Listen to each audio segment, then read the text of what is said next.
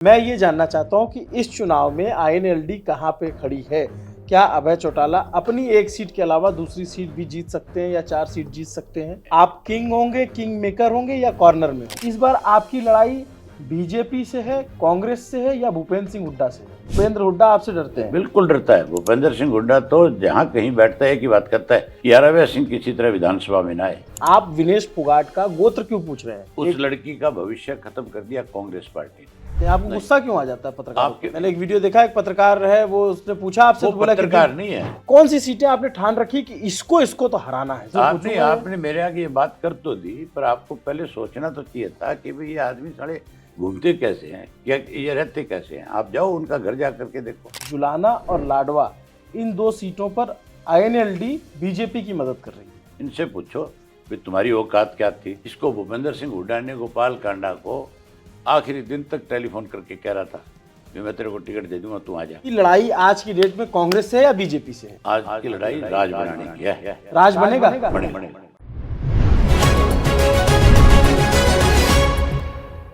सच्चाई ये है कि वो इकलौते विधायक हैं जिन्होंने किसानों के समर्थन में इस्तीफा दिया विधानसभा से।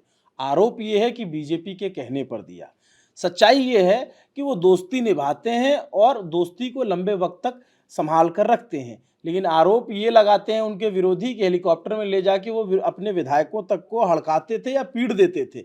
आरोपों और सच्चाई के बीच फंसी है 90 सीट की गरारी। हरियाणा का विधानसभा चुनाव चल रहा है और हमारे साथ अभय सिंह चौटाला जी हैं। आपके कई सारे वीडियो आते हैं और कई सारे वीडियो से आपको देखने समझने को जो हरियाणा के बाहर का आदमी है उसको मिलता है। कभी आप विधानसभा में गुस्सा हो जाते हैं एकदम सत्तम सुर पे, कभी आप जो अपने लोगों से मिलते हैं तो बड़े आराम से। ये जो आपका एक मिक्स नेचर देखने को मिलता है, इस सब के साथ अभी इस चुनाव में आप जा रहे हैं तो कैसा रिस्पॉन्स मिल रहा है? जो गुस्से की बात करते हो ना आप जी, विधानसभा के अंदर मैं जब भी जाता हूँ, जब भी सेशन आता है, मैं हर चीज़ जो है सबूत के साथ, प्रूफ के साथ अपने साथ लेकर के जाता हूँ। जी, और जब मैं उन इश्यूज़ पे बोलता हूँ तो सरकार कटघरे में फंसती है। फिर वो मुझे कहीं ना कहीं दबाने के लिए स्पीकर का मिसयूज़ करते हैं। अच्छा। और स्पीकर को कहते हैं भी आप अब इनको बैठाओ। उनको मेरी बात का जवाब तो आता नहीं देना। तो फिर स्पीकर हमारा जो है उसको इस बात का ज्ञान ही नहीं है। नाम तो ज्ञानचंद है, लेकिन उनको इस बात का समझ नहीं है कि स्पीकर की कुर्सी की क्या गरिमा होती है, स्पीकर का काम क्या होता है। स्पीकर का काम होता है विपक्ष को ज़्यादा समय दे करके सरकार की बेकायदियों को उजागर करे, सरकार को भी आईना दिखाए कि भी आप ठीक करो इन सब चीज़ों को। लेकिन वो फिर एक पार्टी बन करके जिद्दोजहद करते हैं। नेचुरल है कि आदमी को आप दबाने की कोशिश करोगे तो कोई कमज़ोर आदमी तो बाहर जा सकता है दब करके। मैं तो उस घर में पैदा नहीं हुआ जिसने कभी किसी का आगे सरेंडर किया। तो फिर मुझे अपनी बात कहने के लिए स्पीकर के साथ भिड़ना पड़ता है। जी। और मैं कोई गलत बात के लिए नहीं भिड़ता, मैं सही बात के लिए भिड़ता हूँ, लोगों के लिए भिड़ता हूँ। मैं कोई अपने लिए थोड़ा ही खड़ा होता हूँ विधानसभा। और जब गुस्सा आता है तो अपने घर के आदमी को चोर कह देते हैं विधानसभा में? नहीं, जो चोरी करेगा तो उसको चोर कह देंगे।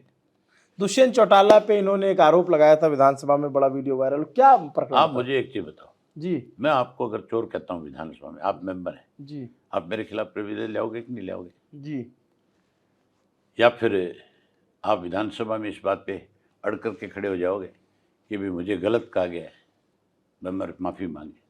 ये मान के चलो जिन लोगों में कमजोरी होती है, जो कहीं गलत फंसे हुए हैं, अगर आप उनके ऊपर सही बात कहते हो, सही आरोप लगाते हो, वो तो मैंने जब उसको ये सब कुछ कहा उसके बाद उसकी हिम्मत नहीं पड़ी कि वो 2 मिनट विधानसभा में बैठ करके कुछ बोल पाए, तो विधानसभा छोड़ करके चले गए। जो गलत करेगा, आज पूरा हरियाणा कहता है, मैं थोड़ा अकेला थोड़ी कहता हूँ, मेरा तो भतीजा है, लेकिन मुझे लोग बताएंगे, वो बात मुझे कहनी पड़ेगी। आप मुझे कुछ बताओगे, मैं आपके वीडियोस पे मैंने देखी है भूपेंद्र सिंह हुड्डा की जो राज्यसभा वाली बात जो है, जी, वो आपने उसके मुंह से कहलवाई थी। उसने कहा था कि मैंने तो दोस्ती निभाई थी जी, सुभाष चंद्रा के साथ। जी, और उसमें आपने उससे ये भी कहलवा लिया था कि भाई आप बैलेट पेपर खाली छोड़ करके आए थे। जी, तो फिर कुछ चीज़ें आपसे भी ली जाती है। तो ये कहना कोई गलत नहीं है। कोई अगर मैं आप मुझे एक चीज़ बताओ, अगर मैं सरकार के किसी मंत्री पे आरोप लगाऊँ, अगर वो मंत्री सही है, तो क्या मुख्यमंत्री उसको प्रोटेक्ट नहीं करेगा? सरकार के और मेंबर खड़े नहीं होंगे? मैं तो अकेला था, वो तो मेरे सामने जो बैठे थे, उनकी संख्या तो बहुत बड़ी है। वो तो 55-56 तो वैसे बन जाते थे। तो इतने लोगों में से कोई तो विरोध करता है मेरी बात का। जी।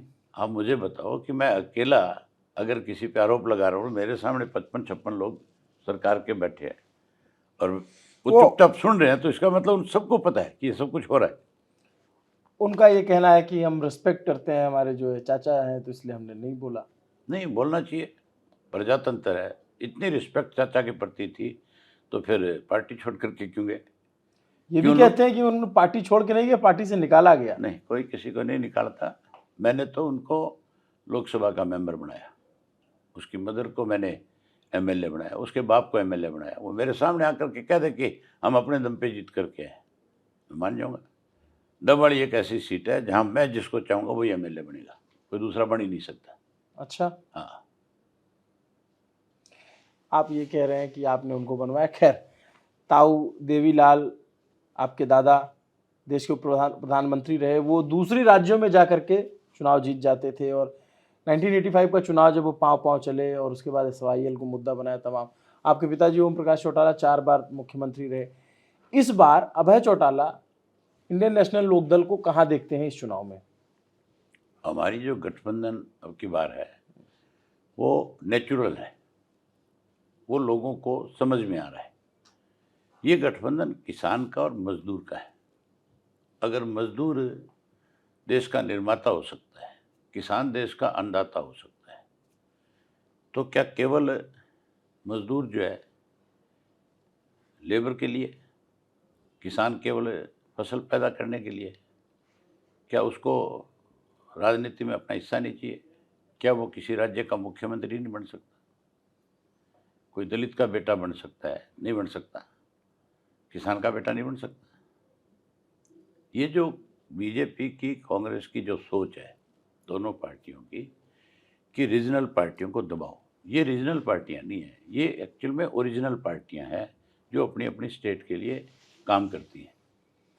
चौधरी देवीलाल जब थे मुख्यमंत्री, उन्होंने इस तरह के निर्णय लिए, इस तरह के फैसले किए अपनी सरकार में, जिसको सारी देश ने सराहना की, और सारी देश ने उनके उस जो उन्होंने निर्णय किए थे उनको लागू करने का काम किया।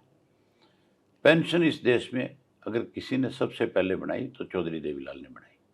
किसान का कर्जा सबसे पहले माफ़ किया तो वो चौधरी देवीलाल ने किया। उसके अलावा जो ओलावृष्टि से, सूखे से, आग लगने से किसान की फसल का जो नुकसान होता है, उसका मुआवजा अगर किसी ने दिया तो सबसे पहले चौधरी देवीलाल ने उसकी शुरुआत करी।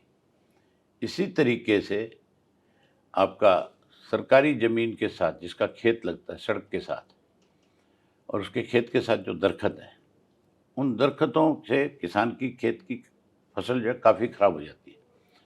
उसका ये कानून बना दिया था कि जब ये दरख्त कटेंगे तो इसका आधा हिस्सा किसान को मिलेगा, क्योंकि उसने भी इससे अपनी फसल को ख़राब होते देखा है। उसके अलावा जो है चौधरी देवीलाल ने ट्रैक्टर को गड्ढा बनाया, और उसके साथ साथ गरीब की बेटी की शादी के लिए किसी ने कन्यादान स्कीम योजना कभी लागू नहीं हुई थी। उन्होंने 5100 रुपया सबसे पहले लागू किया, जो आज पूरे देश में बढ़ करके लाख रुपए है, किसी स्टेट में किसी में लाख से ज़्यादा भी है। खिलाड़ियों को प्रोत्साहन कैसे मिले, ये काम भी चौधरी देवीलाल ने शुरू किया। उन्होंने सबसे पहले अपनी गवर्नमेंट में 3% खिलाड़ियों को आरक्षण दिया हर जॉब के अंदर, कि भी इनको 3% खिलाड़ियों को भी आरक्षण मिलना चाहिए जो मेडल जीत करके लेकर के आते हैं। एक समय होता है कि वो मेडल जीतता है, उसके बाद फिर वो रिटायर होता है अपने गेम से, तो कम से कम उसका इतना सम्मान जरूर सरकार की तरफ से रहे, प्रदेश की तरफ से रहे, कि भी वो अपने पैरों पे खड़ा रह सके। जब मेडल जीतता है तब तो बहुत वाह वाह करते हैं, पर उसके बाद फिर उसको कोई देखता भी नहीं उसकी तरफ। ये सारी चीज़ें, इस तरह की चीज़ें की जो शुरुआत है वो चौधरी देवीलाल और चौटाला साहब के समय में हुई। जी। ये चीज़ें हुई और आपकी पार्टी जीती भी, सरकार भी बनी।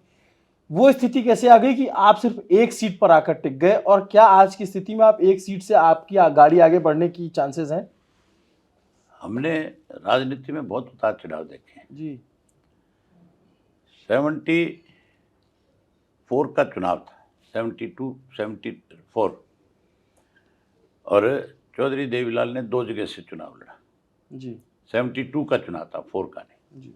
2 जगह से चुनाव लड़ा, एक आदमपुर से और एक आपके तोशाम से, चौधरी बंसीलाल के सामने और चौधरी भजनलाल के सामने। दोनों जगह से चुनाव हार गए। उसके 6 महीने के बाद राज्यसभा का चुनाव आया। उस राज्यसभा के चुनाव में जितने भी अपोजिशन के एमएलए थे वो सब इकट्ठे होकर के चौधरी देवीलाल के पास आए कि हम आपको राज्यसभा का मेंबर बनाना चाहते हैं, और चौधरी देवीलाल ने उनसे बात को स्वीकार कर लिया और उन्होंने राज्यसभा के लिए नॉमिनेशन फाइल कर दिया। हमारे यहाँ आया राम गया राम का बहुत सिस्टम था हरियाणा जी। में, तो उसमें भी उनके साथ दगा हो गया, चुनाव हार गए।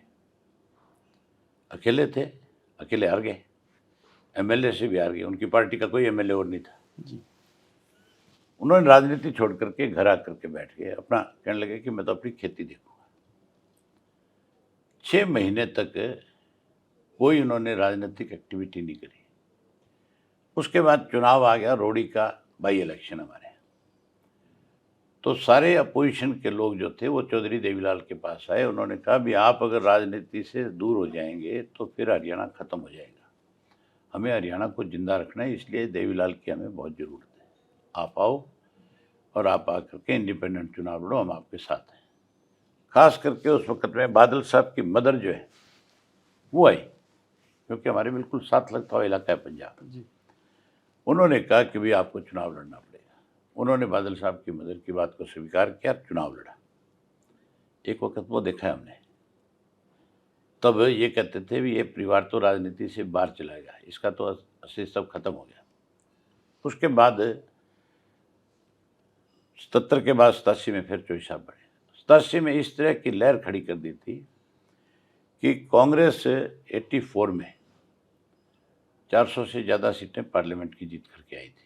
हमारे यहाँ कांग्रेस का राज था, राजीव लोंगोवाल समझौता हो गया था जी। उसका एसवाईएल विरोध को लेकर के। हाँ, एसवाईएल को लेकर के नहीं, राजीव लोंगोवाल समझौते में बहुत चीज़ें थी, अकेली एसवाईएल नहीं थी। जी, उसमें बहुत सारी चीजें हाँ, थी। बहुत इसमें सारे एक इश्यूज थे, तो उन सब पे हमने, क्योंकि उसमें चंडीगढ़ भी एक इशू था, उसमें हरियाणा के 108 गांव जो थे हिंदी भाषी क्षेत्र के, वो भी एक इशू था। उसमें यमुना का जल का बंटवारा जो है उसमें से भी पानी कम किया जा रहा था, और एसवाईएल का पानी तो चलो उस वक्त उन्होंने लिंगर ऑन कर ही रखा था। लेकिन उसके बाद चौधरी साहब ने जब विरोध किया तो सारे देश के नेताओं ने कहा कि चौधरी देवीलाल का फैसला गलत है। उसके बाद चौधरी देवीलाल ने 85 सीटें जीती जी। और कांग्रेस को 89 में सत्ता से बाहर कर दिया देश से। ये भी आपको शायद ध्यान होगा। जी। पहले इसकी शुरुआत अगर किसी ने करी कांग्रेस की सफाई की तो वो चौधरी देवीलाल के हाथों से हुई। ठीक है। उसके बाद का और बताता हूँ आपको। जी। उसके बाद फिर जब चुनाव हुए असेंबली के, पार्लियामेंट के, तो फिर हम 9 सीटों पे सिमट गए। कहाँ 85 थी, कहाँ 9 पे आ गए। ये हालत हो गई थी पार्टी की, क्योंकि पार्टी को तोड़ लिया था, रणजीत सिंह को पार्टी से अलग कर लिया, राजनीतिक तौर पे इस बात की चर्चाएं हुई, इनका तो घर फिर टूट गया। अब फिर हमारी पार्टी शिखर पे थी 2018 तक, जब मैं अपोजिशन लीडर था, तब आम चर्चा थी हरियाणा में कि सरकार बनेगी, कोई नहीं रोकता। चौटाला साहब के लिए तो लोग ये कहने लगे थे कि इनके हाथ में तो रेखा नहीं है चीफ मिनिस्टर बनने की। ये 96 की बातें हैं। हमने 99 में सरकार बनाई, 2000 में फिर मोहम्मद के साथ सरकार बनाई। उस वक्त भी हमारे 7-8 एमएलए थे टोटल। ये हालत थी उस वक्त भी। उसके बाद 18 में हमारी पार्टी फिर बिल्कुल टॉप पे थी। आम चर्चा थी भी हमारी सरकार बनेगी। फिर बीजेपी ने खेल खेला। पहले कांग्रेस खेलती थी, फिर बीजेपी सत्ता में थी, तो बीजेपी ने ये खेल खेला कि किसी तरह इनको रोका जाए, और रोकने का तरीका कौन कमज़ोर कड़ी है उसको ढूंढो। ये कमज़ोर कड़ी थी बेचारे, तो इनको उन्होंने प्रलोभन दिया, लालच दिया। उन्होंने तो ये बात भी कही, मैं आपको एक चीज़ और बताता हूँ, आप उनसे पूछना या उनके इंटरव्यूज देखना आप। जी। जब ये गए पार्टी से, तो इन्होंने बाहर जा कर के लोगों के सामने ये खड़े होकर के कहा कि हमारे को तो चाचा ने सब कुछ छीन लिया, हमें पार्टी से निकाल दिया, हमारे सारी चीज़ें उन्होंने अपने काबू में कर ली, हमें कुछ नहीं दिया। ये बात उन्होंने कही लोगों को इमोशनल करने के लिए। जी। और हम तो आपके पास हैं, आपसे न्याय चाहते हैं। लोग इमोशनल हैं हरियाणा के।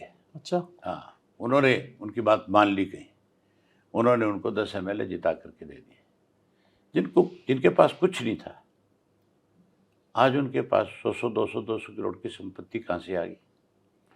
जिनके पास कुछ नहीं था वो लिमरगिनी में कैसे घूमते हैं, वो मर्सिडीज की जीपों में कैसे घूमते हैं, उनके पास आपकी टोयोटा की जो लैंड क्रूजर है ये कहाँ से आ गई, अब ये हेलीकॉप्टर कैसे लेकर के घूम रहे, जब उनके पास कुछ था ही नहीं, सब कुछ मैंने ले लिया था, तो ये आया कहाँ से? इसका मतलब जब वो डिप्टी चीफ मिनिस्टर बना तो लूट लिया प्रदेश। आपके पास कुछ नहीं हो तो आप बस में सफ़र करोगे कि नहीं करोगे? इसके दो मतलब हुए ना फिर, या तो आपने सब कुछ ले लिया, हाँ, और दूसरा आप जो आरोप लगा रहे हैं। नहीं, मैंने तो लिया होता तो फिर आज इनके पास ये आया कहाँ से, मैं ये पूछ रहा हूँ। आप उनसे तो पूछो भी ये आया कहाँ से फिर तुम्हारे पास? चलो मान ली मैंने ले लिया सारा कुछ 1 मिनट के लिए, तो ये सब चीज़ें आई कहाँ से फिर? जी। जब तो उनके पास कुछ था ही नहीं, बचा ही नहीं था कुछ, खेती तो सारी 19 एकड़ ज़मीन है उनके नाम, तो फिर वो आया कहाँ से, ये तो बता देना। चलिए मैं उनसे आपने मिलूंगा ये तो उनसे आपने पूछूंगा ये। आपने मेरे आगे ये बात कर तो दी, पर आपको पहले सोचना तो चाहिए था कि भाई ये आदमी साले घूमते कैसे हैं, क्या ये रहते कैसे हैं? आप जाओ उनका घर जा करके देखो, है ये सब चीज़ें कहाँ से आ गई फिर? मैं उनसे पूछूंगा कि आपने जो आरोप लगाया उनसे मैं। नहीं, आरोप नहीं लगाया, मैं आरोप नहीं लगाता किसी पे, मैं जो सच्ची बात है मैं सिर्फ वही कहता हूँ। आरोप तो ये वो लोग लगाते हैं जो सारा दिन झूठ बोलते हैं, 1 मिनट में मुकर जाते हैं अपनी बात से। मैं तो मुकरने वाला में भी नहीं हूँ। आपने इतिहास की बात बताई कि ऐसा हुआ, फिर आपकी पार्टी डाउन हुई, फिर आपने राइज किया। मैं ये जानना चाहता हूं कि इस चुनाव में INLD कहां पे खड़ी है? क्या अभय चौटाला अपनी एक सीट के अलावा दूसरी सीट भी जीत सकते हैं या 4 सीट जीत सकते हैं? हम जीतेंगे 30 से 35 सीटें। जी। आपने मेरी ख्याल 25 सितंबर की चौधरी देवीलाल की सम्मान दिवस रैली देखी नहीं, देखिए। तो देखिए तो फिर आप खुद ही कह दोगे कि आज की स्थिति ऐसी है कि हम बहुत बड़े मार्जिन के साथ और सबसे बड़े पार्टी के रूप में उभर करके आए। आप किंग होंगे, किंग मेकर होंगे या कॉर्नर में होंगे? मैं किंग मेकर बने ही नहीं हम कभी, हमने तो किंग की भूमिका निभाई हमेशा। हम किसी के पास चल करके नहीं जाएंगे, हम अपनी सरकार बनाएंगे। अच्छा एक बात बताइए, आपका आप कह रहे हैं कि अब जो गठबंधन है आपका वो स्वाभाविक है। इससे पहले आप बीजेपी के साथ गठबंधन में रहे, बीजेपी के साथ सरकारें बनाई। हम नहीं तो रहे, जी। बीजेपी हमारे साथ रही। इंडियन नेशनल लोकदल पार्टी के साथ बीजेपी गठबंधन में रही, ना कि बीजेपी के साथ हम गठबंधन में रहे। तो वो गठबंधन सुनो स्वाभाविक आप, था? नहीं सुनो आप, हाँ वो जी। इसलिए स्वाभाविक था कि उस वक्त सेंटर में कांग्रेस की सरकार होती थी, कांग्रेस की सरकार मनमर्जी के फैसले लेकर के लोगों को परेशान करती थी, अच्छा। इसलिए वो जरूरत थी उस वक्त की। हम कभी बीजेपी के पास चल करके नहीं गए, बीजेपी ने ही हमारे साथ आकर के हाथ मिलाया हमेशा, और हमने उनको अपने साथ, हमने तो कभी उनको मेरे ख्याल ज़्यादा से ज़्यादा मैक्सिमम से मैक्सिमम 29 सीट उनको दी, जी। 60 में 90 में से। हमेशा आप बड़े हाँ, भाई की हम भूमिका बड़े में रहे भाई की जब। भूमिका रहे, और जब बीजेपी ताकत में आई तो बीजेपी ने प्रयास किया कि हम उनके साथ जाएं, नहीं गए। हमने कहा कि बिल्कुल नहीं जाएंगे, हम देखेंगे आप किस तरह की सरकार चलाते हो। जब उनके गलत फैसले आए सरकार के, हमने विरोध किया इस बात का। बीजेपी के साथ अब जाने की कोई संभावना है? ना, कोई संभावना बिल्कुल नहीं। नहीं, नहीं कुछ नहीं। जीरो। हाँ हाँ, वो आपके पास चल के आए तो फिर देखेंगे, सोचेंगे क्या करना है, फिर देखेंगे। फिर हमने एक फैसला लिया हुआ है जी। कि हमारे पास कौन चल करके आए, अच्छा। जो चल करके आएगा हम उससे बैठ करके बात करेंगे। पहले हम अपना मैनिफेस्टो लागू करेंगे, जो हमने लोगों से प्रॉमिस किया है वो लागू करेंगे, फिर अगलों की कोई बात सुनेंगे और आगे बढ़ेंगे। अच्छा। एक नेता है भरत बेनीवाल, जानते हैं आप उनको? नेता नहीं है, जी। आप उनसे जाओ, मिलो, उनसे बात करो, फिर आप मुझे कहना कि एक नेता है। उसको तो बेचारे को 4 लोगों के साथ बैठ करके बात भी नहीं कर सकते, जी। भद्दी भाषा बोलते हैं, गालियां देते हैं, उनके ऑडियो वीडियो, इनको ऑडियो वीडियो भेज दो, ये देखेंगे, इनको खुद ही कह देंगे कि कांग्रेस का दिवाला पिट गया। तो 100 साल पुरानी पार्टी है, उसके पास ऐसे कैंडिडेट हैं, तो फिर आप अंदाजा लगा लोगे कि कांग्रेस कहाँ खड़ी है। वो कह रहे हैं कि अब की बार बाकी तो छोड़िए, इलाहाबाद में ही हरा देंगे। वो तो हर बार ही कहते हैं, कांग्रेस हर बार ये कहती है। मुझे मोदी जी आए थे हरियाणा के लिए, अमित शाह जी आए थे, वो भी नहीं हरा पाए। मुझे हराने के लिए भूपेंद्र सिंह हुड्डा ने दिन रात एक कर दिया था। यहाँ 30 दिन तक पूरी सरकार इलाहाबाद में उनकी रही थी। भूपेंद्र सिंह हुड्डा घर घर में गया था, 2 महीने हुए थे सरकार बने हुए, ये तब भी नहीं हरा पाए मुझे। इलाहाबाद के लोगों का बहुत बड़ा आशीर्वाद है मेरे ऊपर। इलाहाबाद हमारा बहुत पुराना राजनीतिक गढ़ रहा है। आज तक कभी भी इलाहाबाद में एक बार को छोड़ करके इंडियन नेशनल लोकदल पार्टी कभी नहीं आ रही। जब पहली बार आपके पिताजी चुनाव हारे थे तब की मेरे बात कर रहे फादर जब चुनाव हारे थे तभी बस। हैं? इस बार आपकी लड़ाई बीजेपी से है, कांग्रेस से है या भूपेंद्र सिंह हुड्डा से है? मेरी कांग्रेस से कोई लड़ाई नहीं है जी। हुड्डा ने मेरे फादर के खिलाफ षड्यंत्र के तहत 10 साल की कैद कराई थी। मैं हुड्डा जैसे राजनीतिक व्यक्ति जो लोगों से दगा करते हैं उनको कभी बर्दाश्त नहीं करूंगा। हुड्डा ने हमारी पीठ में छुरा घोंपा भाजपा के पक्ष में राज्यसभा के वोट करवा करके, तो लोगों के साथ बेईमानी करता है, अपने स्वार्थ के लिए कहीं बिक जाता है, कुछ ही कर सकता है। आज कोई कांग्रेस का साथ थोड़ा ही है वो, आज भी वो बीजेपी के हाथों की कठपुतली है। जैसे बीजेपी, भूपेंद्र सिंह हुड्डा, हाँ बिल्कुल। उनकी तो डायरेक्ट लड़ाई है बीजेपी क्या से। लड़ाई है आप मुझे ये बताओ। बीजेपी उनके खिलाफ जो वो कांग्रेस पार्टी तो के फिर लीडर उसने राज्यसभा में क्यों मदद करी अगर लड़ाई है तो? फिर उसने अपने बेटे के सामने दूसरा कैंडिडेट खड़ा क्यों नहीं होने दिया बीजेपी का, क्यों हाथ मिलाया? उसी राज्यसभा के मेंबर को, सुभाष चंद्रा को, जिसको इसने वोट कास्ट किया था, जिसकी मदद करी थी, उसी चंद्रा को अपनी पार्टी में शामिल क्यों किया अगर बीजेपी से लड़ाई है तो? अब की बार फिर ये जो चुनाव हुआ था, जो बीजेपी ने एक इंडिपेंडेंट कैंडिडेट खड़ा किया था, जो सपोर्ट किया था बीजेपी ने, उस वक्त हुड्डा के पास 30 एमएलए थे, फिर उन्होंने क्यों नहीं अपनी 30 की 30 वोट डलवाई? आप ये सोचने वाली बात है। भूपेंद्र सिंह हुड्डा ने आपके दादा को लगातार 3 बार चुनाव में हराया और फिर आपके पिताजी हुई जांच और उसके बाद उनकी फाइलें खुली, तो इस बात की खलिश है आपको? नहीं, मुझे इस चीज़ से कोई वो नहीं है। चौधरी देवीलाल ने कभी हार जीत के लिए चुनाव नहीं लड़ा जी। चौधरी देवीलाल ने राजनीति करी किसान की, मजदूर की, गरीब की, कमेरे वर्ग के लोगों की, कि उनकी अगर कोई अनदेखी करेगा तो वो तो बड़े से बड़े पद छोड़ देते थे, ठोकर मार देते थे और जाकर के उनके बीच में खड़े हो जाते थे।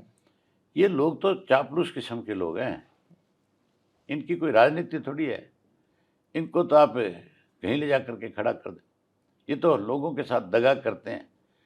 कितने लोगों के पीठ पे हाथ रख के कह दिया हम आपको चुनाव लड़ाएंगे, हम आपको पार्टी का टिकट दिलवाएंगे। आखिर में उन लोगों को मायूस करते हैं। हम क्या करें, हाईकमांड का फैसला है। या कह देता है ये तो शैलजा ने कटवा दी तेरी, या कह देगा तेरी उसने सुरजेवाला ने कटवा दी तेरी। अभी जैसे मैं उनके बयान सुनता हूं तो वो कहते हैं कि भाई भटकना मत, सिर्फ 2 ही तरफा लड़ाई है कांग्रेस और बीजेपी की। वो तो आपको तो गेम में ही नहीं गिन रहे वो।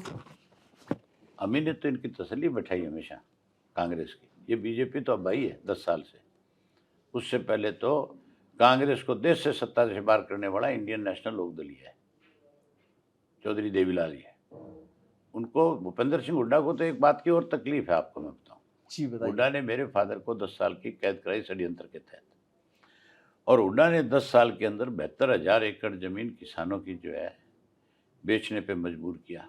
उसकी फाइलें बनी हुई है। मैंने 400 पेज की चार्जशीट तैयार कर रखी है, जो दी थी हुड्डा को खुद को भी, तू तेरी इंक्वायरी खुद करा ले, जब मुख्यमंत्री था तब ये भाग गया उससे। बीजेपी वालों को दी, बीजेपी के साथ हाथ मिला हुआ था, उन्होंने भी नहीं कराई। मेरे पास पड़ी है वो। हमारी सरकार बनते ही हम उसकी जांच कराएंगे। जांच भी कोई पुलिस से नहीं कराएंगे, कोई विजिलेंस से नहीं कराएंगे, सीबीआई को नहीं देंगे। हम जांच कराएंगे एक आयोग बना करके, जुडिशल उसका, और हाई कोर्ट के सिटिंग जज से रिक्वेस्ट कराएंगे कि भी वो जांच करे इसकी, और वो जांच करेगा तो ये दोषी मिलेगा। इसको डर है जेल जाने का, कि अवैध सिंह के आते ही तेरी इंक्वायरी होगी तो ये जेल जाना पड़ेगा। वो आपसे डरते हैं? डरते हैं। बिल्कुल भूपेंद्र हुड्डा आपसे डरते हैं? बिल्कुल डरता है। भूपेंद्र सिंह हुड्डा तो जहाँ कहीं बैठता है कि बात करता है कि यार अभय सिंह किसी तरह विधानसभा में ना आए, ये बहुत परेशान करता है। तो ये बात करता है, पूछना आप मेरा नाम लोगे उसके चेहरे का हाव बदल जाएगा। जब आप उससे बात करोगे, जब आप मेरा नाम उसके सामने लोगे, अगर उसके चेहरे का हाव भाव ना बदल जाए तो फिर आप मेरे से बात करना। आपके साथ इस बार आपका खुद का व्यक्तिगत वोट बैंक है जो खासकर कि जो जाट बिरादरी का जो वोट है? हमारा वोट था, जो गया था जेजेपी के अंदर है, जी। वो टोटल हमारे पास घर वापसी कर गया। अब हम जो है आज की स्थिति में मैंने आपको बताया 30 से 35 सीटों के ऊपर हम और अच्छा, बहुजन समाज पार्टी। ये बताइए कि ऐसी को मैं थोड़ा सा वैसे सवाल पूछता हूँ, थोड़ा आप डायरेक्ट बता देंगे उस पे, कौन सी सीटें आपने ठान रखी कि इसको तो हराना है जरूर? नहीं, हराने की नहीं ठान रखी। जी। हमारा मकसद है जीतना। जी। हमारा ये मकसद नहीं है कि हमने उसको हराना है, किसी को ऐसा टारगेट नहीं करना। हमारा मकसद है अपनी सरकार बनाना और अपने उम्मीदवारों को जिताना। आप खिलाड़ियों की बात कर रहे थे, खिलाड़ी चुनाव लड़ रही हैं, मेडल नहीं आ पाया उनका, हाँ, विनेश फोगाट। तो मेडल अगर नहीं आया तो उसकी अपनी गलती से नहीं आया, उसमें किसी का कोई दोष नहीं है। मैं उसने सवाल कर अपना देता हूं सर। नहीं, उसने अपना वेट बढ़ा लिया। ओलंपिक के नॉर्म्स क्या है ये आपको जानना जरूरी है। 1 ग्राम वेट भी अगर ज़्यादा हो जाता है तो उसको डिस्क्वालीफाई कर दिया जाता है, ठीक बात, या उस पर बैन लगा दिया जाता है। ठीक है। अगर कम हो जाए तो उससे उसके ऊपर कोई असर नहीं पड़ता। ये पहली लड़की नहीं है जिसके साथ ऐसा हुआ है। ये तो इमोशनल कार्ड बाद में कांग्रेस ने खेला इसको कि भी इसके साथ ऐसा हो गया, प्रधानमंत्री को इंटरफेरेंस करनी चाहिए फलाने। ओलंपिक एक ऐसी बॉडी है जिसमें दुनिया का कोई भी व्यक्ति कोई इंटरफेरेंस नहीं कर सकता। नियम कानून सरकार सब अपनी जगह। मेरा सवाल ये है कि आप विनेश फोगाट के आप विनेश फोगाट का गोत्र क्यों पूछ रहे हैं? गोत्र इसलिए मैंने नहीं पूछा जी। वह लोगों में हमारे एक सिस्टम है, जब लड़की शादी करके दूसरे घर में जाती है, जिस गोत्र में जाती है वो अपना गोत्र लिखती है उस घर का। इसने तो अपना गोत्र भी नहीं लिखा। ये बात वहाँ आम चर्चा का विषय थी कि भी जिसने अपना गोत्र मतलब इसने फोगाट रखा, राठी लिखे साथ में, फोगाट लिख के राठी लिख लो, कोई बुराई थोड़ी है उसमें। बहुत सारे लोग लिखते हैं। मेरी पुत्रवधू है जो अपने नाम के आगे डॉक्टर है बेटी, वो डॉक्टर जैस्मिन संधू चौटाला लिखती है। ये तो हमारे यहाँ एक रिवाज है, इससे लोगों को बुरा लगता है। और उनको इस बात का बुरा लग रहा है कि कांग्रेस के लोग आरोप लगाते हैं खासकर 2 सीटों के लिए। उस लड़की का भविष्य खत्म कर दिया कांग्रेस पार्टी ने। हमने उस लड़की को, जब उसके मेडल की बात आई थी, जो उसके साथ हुआ था, मैं ओलंपिक में रहा हूँ, मेरे से बहुत सारे लोगों ने पूछा, मैं प्रेसिडेंट रहा हूँ ओलंपिक का, मेरा आईओसी से और इंटरनेशनल ओलंपिक कमेटी से बहुत वास्ता रहा है। लंबे समय तक मैंने काम किया ओलंपिक में। मैंने उनको बताया भाई ये तो नॉर्म्स की चीज़ें हैं, गलत हुआ है, वैसे नहीं होना चाहिए था, हमारा मेडल था और मेडल हमें मिलना चाहिए था।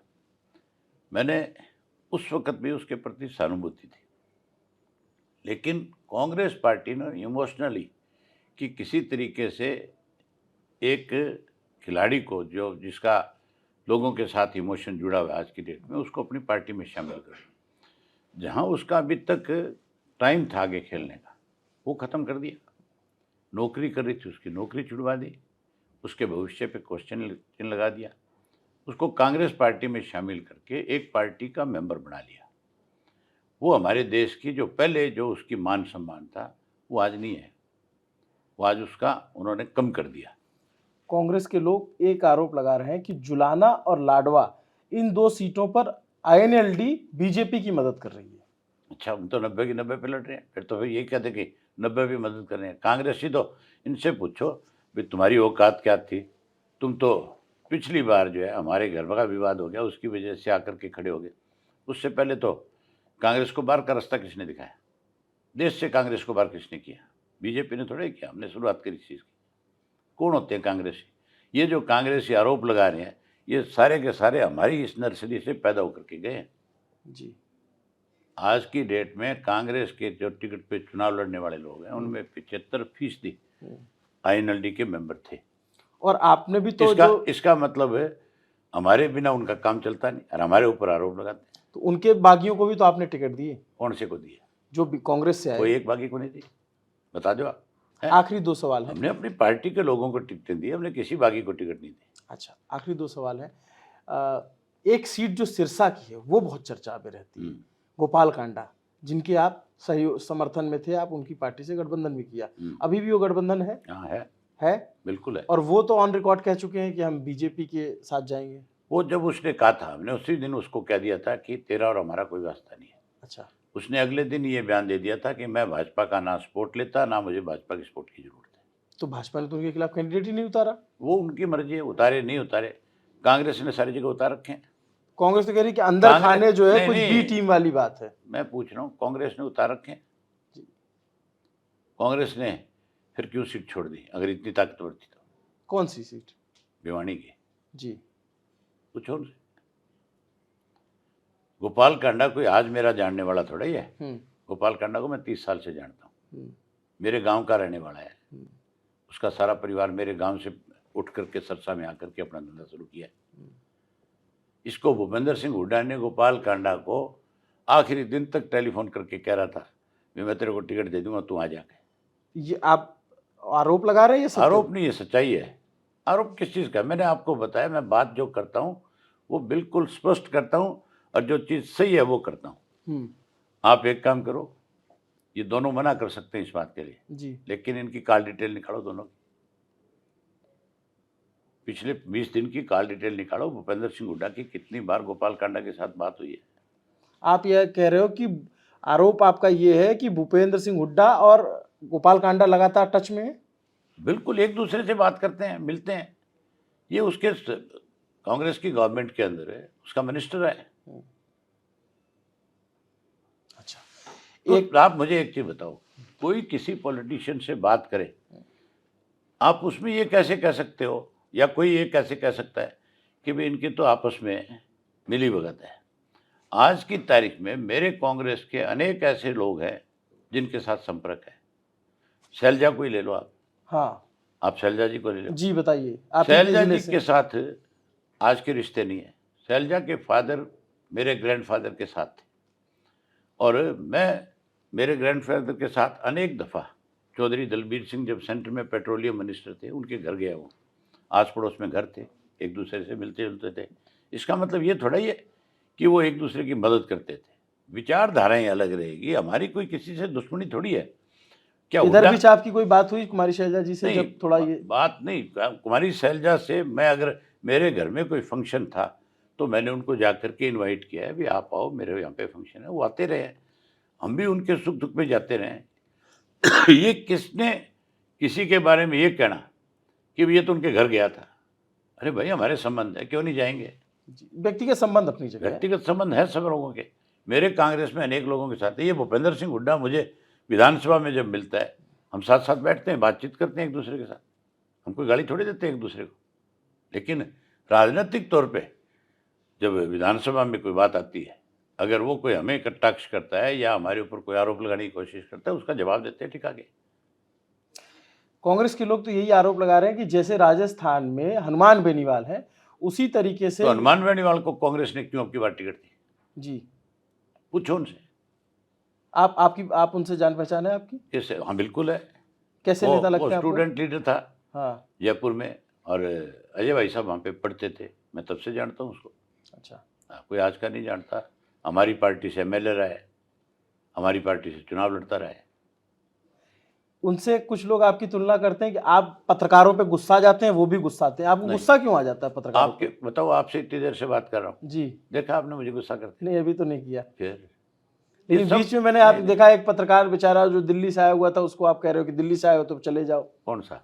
जब भी ये किसी प्रेस कॉन्फ्रेंस में कहाँ पे? ना बिल्कुल मैंने एक वीडियो देखा, एक पत्रकार है, वो उसने पूछा आपसे, वो तो बोला कि पत्रकार नहीं है। पत्रकार तो आप हो, वो है पेड वर्कर। पेड वर्कर में पत्रकार में बहुत फर्क होता है। सर वो तो हमारे न्यूज लॉन्ड्री और तमाम जगहों से अच्छे लड़के हैं। नहीं नहीं बिल्कुल नहीं है, मैं सब अच्छे से जानता हूँ। उनको तैयार करके भेजा जाता है कि जाओ तुम इस तरह के सवाल पूछो। कौन भेजता है? कांग्रेस भेजती है। बीजेपी भेजती है। अब आप एक आखिरी बात बता दीजिए, मैं एकदम बहुत सारा बातें हो गई, लास्ट बता दीजिए कि आपकी लड़ाई आज की डेट में कांग्रेस से है या बीजेपी से है? आज की लड़ाई राज बनाने की है। राज बनेगा? बनेगा। आप अपने लोगों से क्या कहते हो? राज बनाऊंगा पगले। नहीं नहीं, पगले क्यों कहूँगा। हाँ। मैं हरियाणा के लोगों से कहूँगा कि 20 साल से संन्यास काटा है आपने। हाँ 10 साल कांग्रेस ने और 10 साल बीजेपी ने आपकी सारी सुविधाएं खत्म करी है। आप फिर से आईएनएलडी का और बसपा का राज बनाओ। हम चौधरी देवीलाल की नीतियों को और काशीराम जी के नीतियों को आगे बढ़ाएंगे और आपको सारी सुविधाएं प्रदान करेंगे। चलिए, व्यस्ततम समय में अभय चौटाला जी ने समय निकाला। इस बार ये चुनाव मुकाबले में है, एलनाबाद से खुद लड़ रहे हैं, इनकी पार्टी तमाम विधानसभाओं से चुनाव लड़ रही है और ये दावा कर रहे हैं कि इस बार सरकार में मुख्य भूमिका में होंगे और सरकार बनाएंगे। इनके दावों को, इनके आरोपों को, इनके वादों को जनता परखेगी। 5 तारीख को हरियाणा का विधानसभा चुनाव है, उस दिन वोटिंग होनी है। तब तक के लिए हमारी नज़र बनी रहेगी। नमस्ते, मेरा नाम अभिनव पांडे है। देखते रहिए दी ललन टॉप। शुक्रिया।